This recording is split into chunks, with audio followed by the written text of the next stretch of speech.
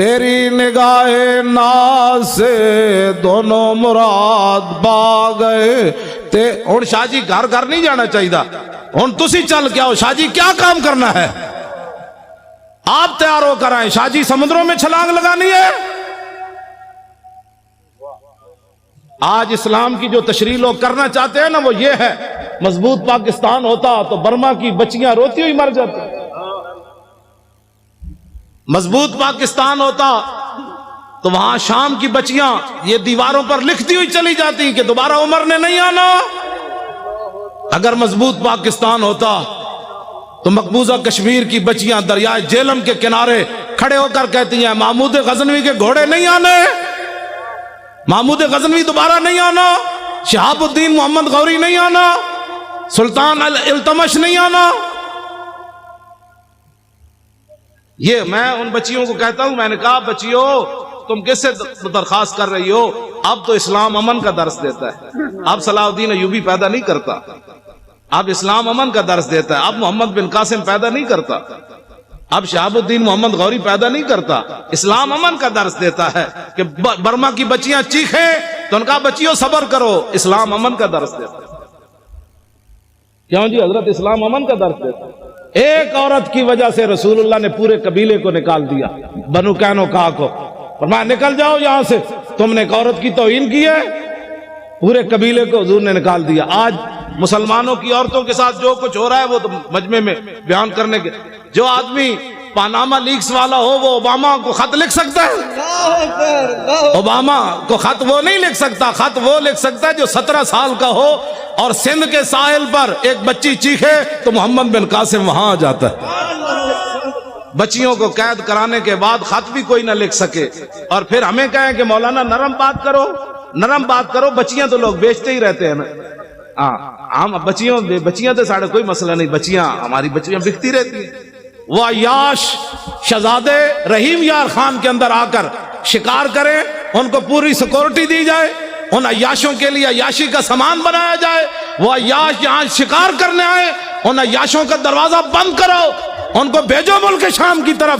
जलीलो तुम शहजादियां कर रहे हो यहां मुल्क शाम के अंदर, उन चीखती बच्चियों की आवाजें सुनो तो। फिर हमें कहते हो जी नरम बात करो।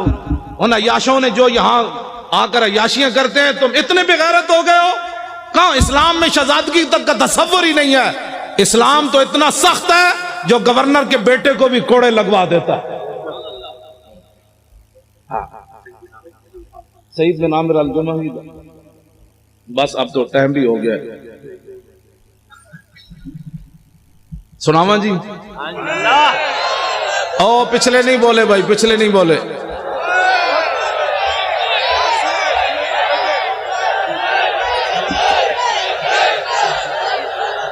हाँ कर जो दिया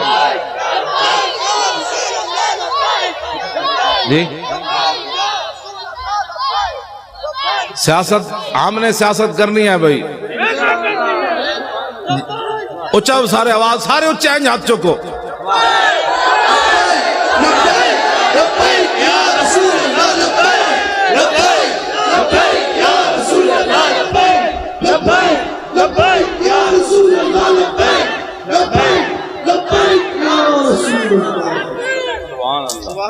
ठीक है जी। जड़ा तो आप सादात बैठो जी सारे। वो हजरत आपको दूसरी बात है, आपकी हमारे लिए सिर्फ अल्लाह।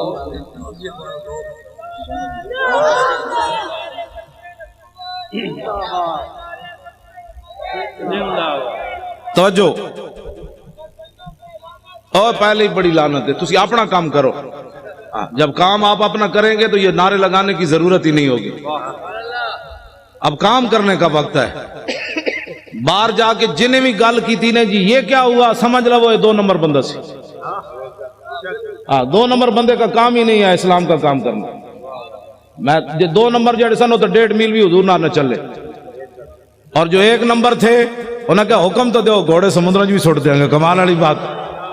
जो 2 नंबर बंदा होता है वो हालात को देखता रहता है, चूंकि ऐसे होगा, चूंकि ऐसे हालात है, तो चूंकि ऐसे है। मुझे तो लाहौर एयरपोर्ट पर ही पता चल गया था 4 जनवरी को कि मैंने लाहौर जाके गिरफ्तार होना है। कराची एयरपोर्ट पर मुझे नहीं ना सीट दी उन्होंने 8 बजे की, मुझे पता चल गया था मैंने गिरफ्तार होना है लाहौर जाकर। उन्होंने मौका दिया, पागल है तू, लाहौर जाएगा गिरफ्तार हो जाएगा। मैंने कहा नहीं, 11 बजे फिर जाना है। मैं जब एयरपोर्ट से उतरा तो मेरे साथ सिर्फ 3 बंदे थे। इन्होंने लब्बैक नारा लगाया तो पूरा लाहौर एयरपोर्ट धमक उठा। उन्होंने कहा क्या होगा? मैं कहा मोहम्मद अरबी के शेर आ गया। क्या हुआ पुत्र? हाँ जी, 3 बंदे ने पूरा लाहौर दफ्तर छोड़ के बाहर लोग नसे। की होया? मैंने कहा बात गल विच हो रहे, बाहर तो हो रहे अंदर में। मैं सही आपको बात बता रहा हूं। मुझे एक बहुत बड़े अफसर का लाहौर का फोन आया, कहने लगा अगर आप कलमा चौक की तरफ न जाएं तो आपको गिरफ्तार नहीं किया जाएगा। मैंने कहा मैंने तो जाना ही कलमा चौक की तरफ है। तेरी निगाहे नाज से दोनों मुराद बाग, जो रसूलुल्लाह की खातिर हथकड़ी भी न लगा सका, एक बार हुजूर की खातिर एक पर्चा भी न कटा सका, उसने बदर में हुजूर के साथ जाना था। मुझे नहीं समझ आई, वाकई नहीं आई। आज मैं एक हदीस पाक पढ़ी हो, मैं सारे नु सुनाऊंगा। इथे यहां कहा जाता है शुक्र है मैं नहीं सी, वरना मेरे खिलाफ ही पर्चा हो जाना। शुक्र है मैं नहीं था उस जुलूस में, वरना मैंने भी पकड़े जाना था। हजरत अनस बिन नदर ये मैदाने बदर से पीछे रह गए। आगे फिर उन्होंने बात क्या की, मैंने ताजी पढ़ी है इसलिए बयान कर रहा हूं। फरमाया वल्लाहि ला इन अकरमनी बियौमिन अलकल मुशरिकीन फी ला यरयन्नल्लाहु मा असनऊ। फरमाया अगर अल्लाह ने मुझे इज्जत दी ना, दोबारा बदर जैसा मार्का फिर बर्पा हुआ अलकल मुशरिकीन फी, और मेरा मुकाबला अलका लकिया अलका मुलाकात, जे मेरी मुलाकात हो गई हुजूर के दुश्मनों के साथ, दिन फिर आ गया जंग वाला, तो लयरयन्नल्लाहु मा असनऊ, फिर अल्लाह भी देखेगा मैं क्या करता हूं। ये गाजी, ये तेरे पुरअसरार बंदे जिन्हें तूने बख्शा है ज़ौक़े खुदाई, दो नीम इनकी ठोकर से सहारा दरिया, सिमट कर पहाड़ इनकी हैबत से राई, दो आलम से करती है बेगाना दिल को, अजब चीज है लज्जत आशनाई, शहादत है मतलूब व मकसूद मोमिन, न माले गनीमत न किश्वर कुशाई।